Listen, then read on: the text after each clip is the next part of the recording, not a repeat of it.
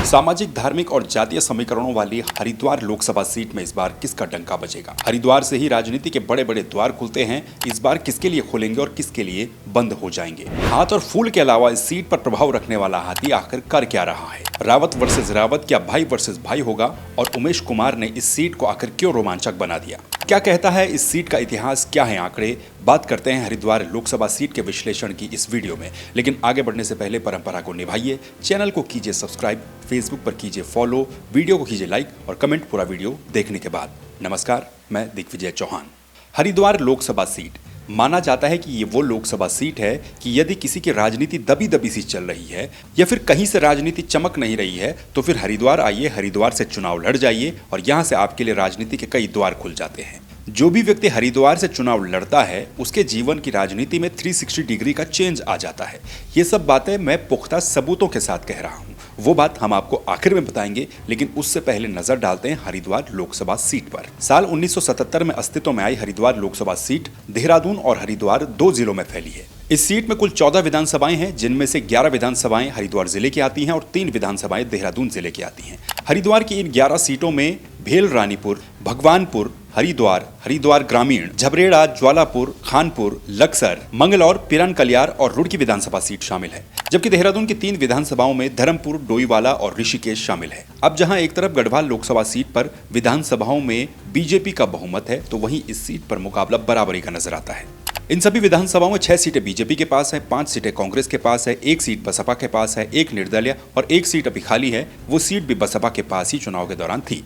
इतिहास में इस सीट पर कांग्रेस, जनता पार्टी, भारतीय जनता पार्टी और समाजवादी पार्टी के सांसद रहे हैं। साथ ही यहाँ पर बहुजन समाज पार्टी यानी कि बसपा का भी वोटर अच्छा खासा है। राज्य गठन के बाद साल 2004 में हुए लोकसभा चुनाव के दौरान इस सीट पर समाजवादी पार्टी के राजेंद्र कुमार बादी चुनाव जीते थे। साल 2009 में इस सीट पर कांग्रेस से हरीश रावत चुनाव जीते, जबकि साल 2014 और 2019 में इस सीट से बीजेपी के डॉक्टर रमेश पोखरियाल निशंक जीते और मोदी कैबिनेट में देश के पहले शिक्षा मंत्री भी बने।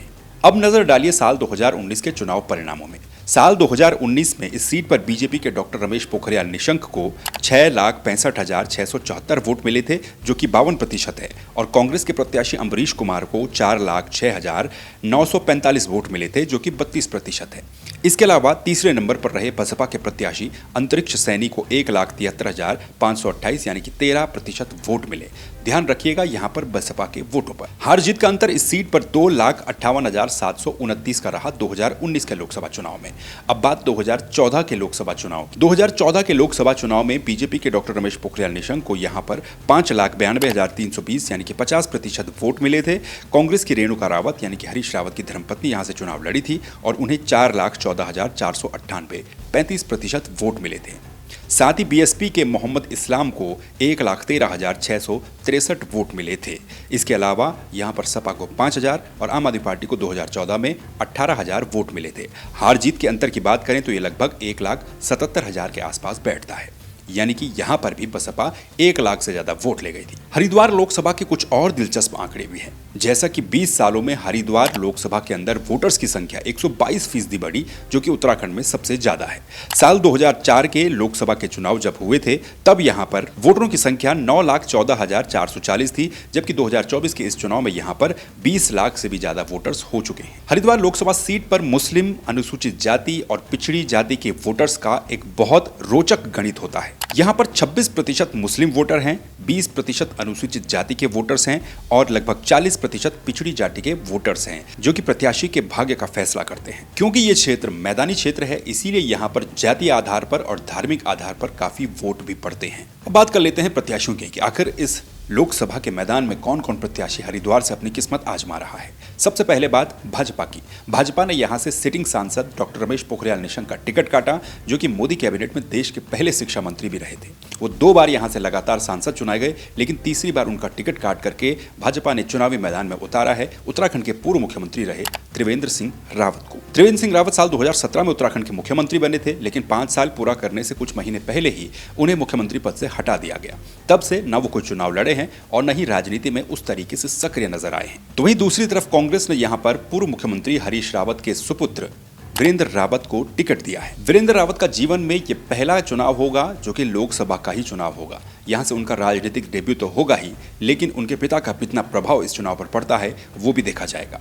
तीसरे प्रत्याशी जो कि इस लड़ाई को रोचक बना रहे हैं वो हैं उमेश कुमार। उमेश कुमार खानपुर से विधायक हैं, जो कि खानपुर से भी विधानसभा के चुनाव में निर्दल लड़े थे।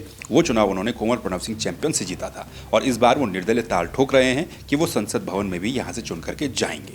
उमेश कुमार और त्रिवेंद्र सिंह रावत के बीच में 36 का आंकड़ा भी रहा है। यूं तो मुकाबला हरिद्वार में ज्यादातर बीजेपी और कांग्रेस के बीच में ही होता है, हालांकि 1 लाख के पार वोट बसपा भी ले जाती है। लेकिन इस बार तीसरे ऑप्शन के रूप में क्या उमेश कुमार कुछ कमाल कर पाएंगे या नहीं, ये देखना दिलचस्प होगा। हालांकि बसपा ने यहां पर भावना पांडे को टिकट जरूर दिया था, लेकिन त्रिवेंद्र सिंह रावत के समर्थन में उन्होंने अपना नाम वापस ले लिया है। तो यानी कि इस सीट पर 3 प्रत्याशी हैं जिन पर नजर है। एक तरफ भाजपा के त्रिवेंद्र सिंह रावत, दूसरी तरफ कांग्रेस के वीरेंद्र रावत और तीसरी तरफ निर्दलीय उमेश कुमार। हालांकि ये कहना जल्दबाजी होगा कि उमेश कुमार यहाँ पर कोई चमत्कार कर रहे हैं। मोदी फैक्टर और साधु संतों की नगरी, साथ ही देहरादून की 3 बड़ी विधानसभाएं कहीं न कहीं बीजेपी के लिए एक प्लस पॉइंट बन सकता है। दूसरी तरफ कांग्रेस का एक हल्के कैंडिडेट को यहाँ पर उठाना भी विशेषज्ञों की नजर में बीजेपी की तरफ ही जाता है। लेकिन जातीय और धार्मिक समीकरण के साथ साथ किसान आंदोलन का प्रभाव क्या इस सीट पर असर डालेगा, ये देखना भी बड़ा दिलचस्प होगा। अब वो बात जिसको लेकर के मैंने शुरुआत में कहा था कि हरिद्वार राजनीति के कई द्वार भी खोलता है, ये भी इतिहास का ट्रेंड बताता आ रहा है। वो मैंने इसलिए कहा क्योंकि हरीश रावत जो कि 4 लोकसभा के चुनाव 1991, 1996, 1998 और 1999 हार चुके थे। साल 2009 में वो हरिद्वार का रुख करते हैं, हरिद्वार से चुनाव लड़ते हैं और उस साल जीत भी जाते हैं। मनमोहन कैबिनेट में मंत्री भी बनते हैं। इसके बाद हरीश रावत उत्तराखंड के मुख्यमंत्री भी बनते हैं। दूसरा उदाहरण है डॉक्टर रमेश पोखरियाल निशंक का। डॉक्टर रमेश पोखरियाल निशंक उत्तराखंड के मुख्यमंत्री बने थे, लेकिन साल 2011 में चुनाव से ऐन वक्त पहले भुवन चंद्र खंडूड़ी को मुख्यमंत्री बना दिया गया। उसके बाद डॉक्टर रमेश पोखरियाल निशंक 2014 में चुनाव लड़ते हैं, वहां से वो जीतते हैं, फिर 19 में लड़ते हैं, जीतते हैं और केंद्र में मंत्री बन जाते हैं।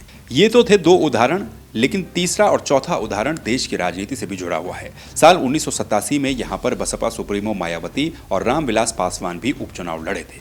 हालांकि उस वक्त 1987 में ये दोनों ही अपना उपचुनाव हरिद्वार सीट से हार गए थे, लेकिन उसके बाद इनकी भी राजनीति के द्वार खुले और मायावती देश के सबसे बड़े राज्य उत्तर प्रदेश की मुख्यमंत्री बनी और रामविलास पासवान केंद्र में 6 बार मंत्री बने हैं। अब 2024 के इस चुनाव में नजरें हैं त्रिवेंद्र सिंह रावत पर, जिनका कि 2017 के दौरान जो मुख्यमंत्री बने थे उसके बाद से लेकर अभी तक राजनीतिक तरीके से बुरा दौर चल रहा है। ना तो वो पिछला विधानसभा का चुनाव लड़े थे और ना ही वो मुख्यमंत्री के तौर पर पूरा कार्यकाल कर पाए। अब देखना यह है कि इस चुनाव में उन्हें हरिद्वार से टिकट मिला है, आगे उनकी सियासत किस तरह से चलती है। आपका इन सब बातों को लेकर क्या कुछ कहना है, आप कमेंट बॉक्स में जरूर बताइएगा। ये वीडियो आपको कैसा लगा वो भी बताइएगा। कौन से विधानसभा से आप देख रहे हैं, कमेंट कर रहे हैं, ये भी जरूर बताइएगा। इस चैनल को सब्सक्राइब कर दीजिए, वीडियो को लाइक कर दीजिए और फेसबुक पर भी फॉलो कीजिए। फिर मिलेंगे चुनाव से रिलेटेड कुछ और कंटेंट के साथ। नमस्कार।